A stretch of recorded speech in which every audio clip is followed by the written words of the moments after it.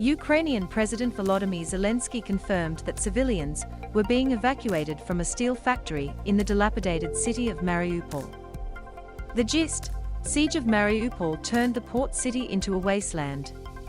The siege of Mariupol turned the port city into a wasteland. The war-torn city is under Russian control, but some fighters and civilians are hiding at the Azov Starr steel plant.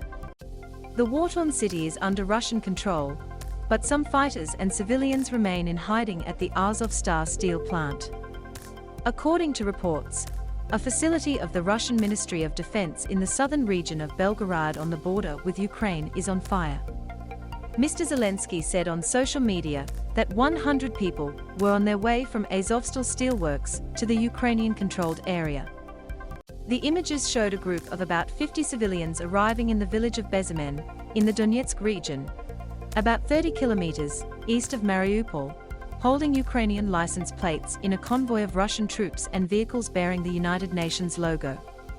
Russia declared victory in Mariupol on April 21, even as hundreds of Ukrainian troops and civilians took refuge in the steel mill town of Azovstal, a vast Soviet-era complex with a network of bunkers and tunnels, where they were trapped. There's almost no food, water or medicine there. Loading.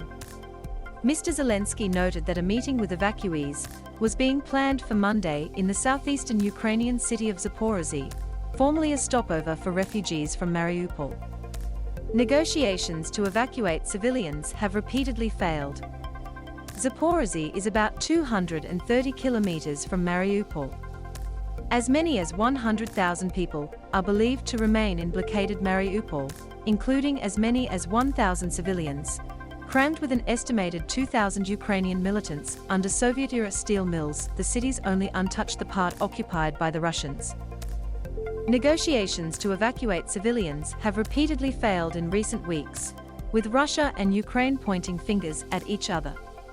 A spokesman for the United Nations Office for the Coordination of Humanitarian Affairs said a safe transit operation, coordinated with the ICRC, Russia and Ukraine, began on Saturday. He said no further details could be released in order not to jeopardize the safety of the evacuees and the convoy. Mayor of Mariupol announces period of silence before taking office.